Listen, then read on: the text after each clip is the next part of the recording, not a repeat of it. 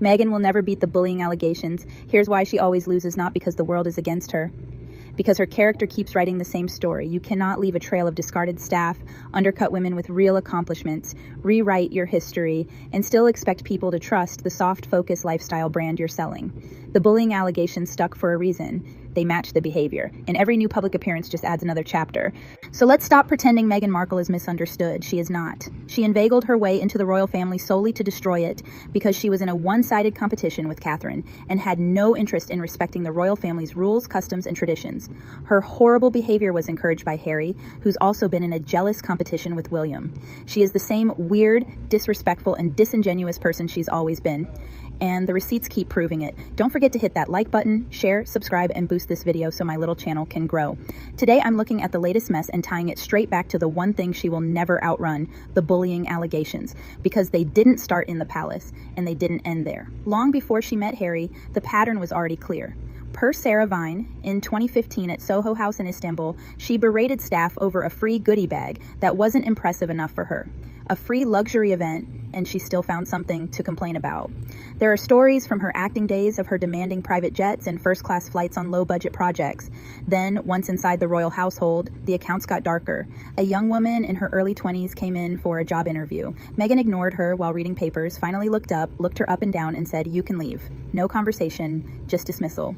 Look at the recent David Foster charity gala in Canada. Meghan is on the red carpet directing traffic, positioning people for photos, and cackling that fake laugh like she's the host of the entire event. Main character syndrome on full display, and that's not a flex. She's filming bagpipes, over-emoting, and making sure every camera finds her. It's exhausting to watch. And it's the same controlling energy that staff members have been describing for years. Speaking of staff, those bullying allegations from Kensington Palace never actually died. They just went quiet in the mainstream for a while, and the palace is said to have a dossier on Meghan, and I personally cannot wait for them to drop the tea. Staff has described her as a demon with psycho moments. There's the florist she allegedly screamed at over a bouquet, and the 2018 email from her own former press secretary, Jason Knauf, documenting how 2 personal assistants were bullied out of the household. This is not 1 or 2 disgruntled people. This is a pattern that stretches back over a decade. The same stories keep coming up. High turnover, people leaving in tears, the need to control every single detail, and that icy, I'm the star here energy. You can rebrand all you want, you can cry on podcasts and talk about victimhood, but when the same behavior shows up at every new event, people connect the dots.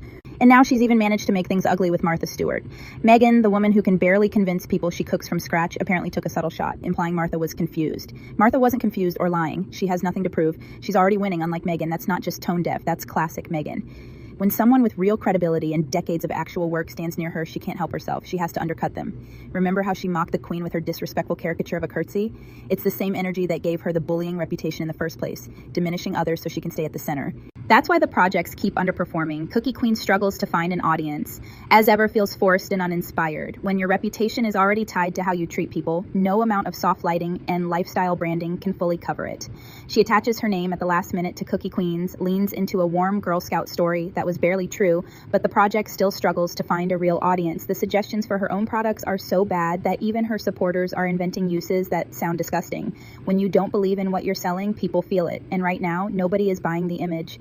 She organizes the surprise moments, the bagpipes, the staged warmth, also the cameras stay on her. Harry looks more and more like a prop. He really is the spare that nobody takes seriously. The public sees it. The more she tries to force relevance, the more obvious the desperation becomes. People aren't watching her with admiration anymore. They're watching the pattern repeat. And every new incident just confirms what a lot of people already decided, because her character keeps writing the same story. Meghan Markle will never beat those bullying allegations because she never stopped being the person who earned them. That's the real reason the projects flop. That's the real reason the public stays cold. That's why she keeps losing. If this pattern of manipulation and image over truth feels familiar in your own life, go grab Finding Your Inner Ally or Cleaning House. Links are below. Stop performing, start healing. Thanks for watching, and I'll see you in the next one. Anyone in the world knows that Meghan Markle has eaten Jack in the Box. It's so funny too. You keep saying Meghan Markle, you know I'm Sussex now.